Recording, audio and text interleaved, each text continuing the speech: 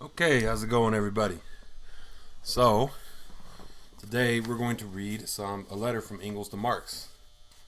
This is, you know what? No, yeah. So there's another one. I think Marx replies. That's right after this. But we'll read them in separate instances. We'll read them at separate times. So, let's go ahead and get into this. It's a short read. This is a Sociology of the Bible. I thought this was an interesting subject to hear from Engels. So, let's go ahead and get into this.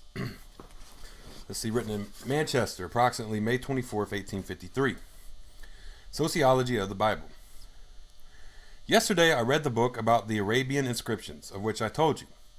The thing is not devoid of interest, although priests and Bible apologists are written disgustingly all over it. His greatest triumph consists in being able to prove that Gibbon committed some blunders in ancient geography, from which it may be deduced that Gibbon's theology is also unsound. The thing is called The Historical Geography of Arabia by the Reverend Charles Forster. The best one can get of it is the following. 1.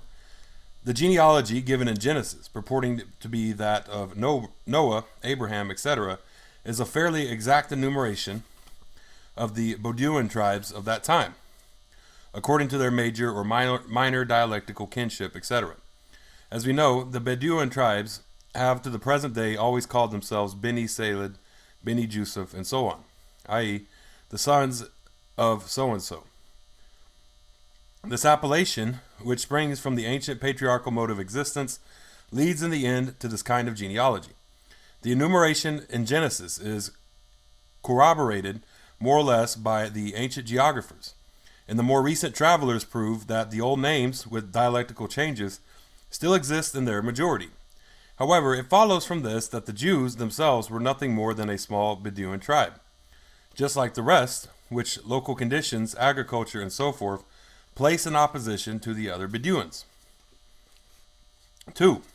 With regard to the great Arabian invasion, of which we spoke previously, that the Bedouins made periodic invasions, just like the Mongols, that the Assyrian Empire as well as the Babylonian was founded by Bedouin tribes on the same spot where later the Caliphate of Baghdad arose. The founders of the Babylonian Empire, the Chaldeans, still exist under the same name, Beni Chaled, in the same locality.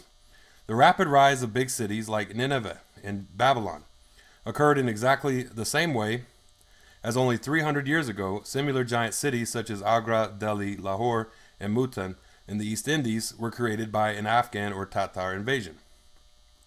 Thus, the Mohammedan invasion loses much of its distinctive character. Number 3. It seems that the Arabians, where they had settled down in the southwest, were just as civilized as people as the Egyptians, Assyrians, etc., as is proved by the buildings they erected. This, too, explains much in the Mohammedan invasion. As far as that fake religion is concerned, it seems to follow that the ancient inscriptions in the south, in which the old national Arabian tradition of monotheism still predominates, as it does among the American Indians, and of which tradition the Hebrew constitutes only a small part, that Muhammad's religious revolution, like every religious movement, was formerly a reaction, an alleged return to the old, the simple. That Jewish so-called Holy Scripture is nothing more than a record of the old Arabian religious and tribal traditions, modified by the early separation of the Jews from their consanguineous but nomadic neighbors. That is now perfectly clear to me. The circumstance that Palestine is surrounded on the Arabian side by nothing but deserts, Bedouin land, explains the separate exposition. But the old Arabian inscriptions, traditions, and the Quran, and the ease with which all genealogies, etc., can now be unraveled, evidence the fact that the main content was Arabic, or rather Semitic, in general, as with us, the Edda and German heroic saga. Yours, Frederick Engels. Frederick Engels. Not Engel. One Engel. No, Frederick Engels. Okay. That is Sociology of the Bible, written by Engels to Marx. So, yeah, we'll go ahead and... I think this next one called Oriental Cities, I believe this might be a response to that. Because, let's see, that was May 24th when he sent that off, and this is London, June 2nd. You know, one's from Manchester, the one's from London. So yeah, it's kind of interesting.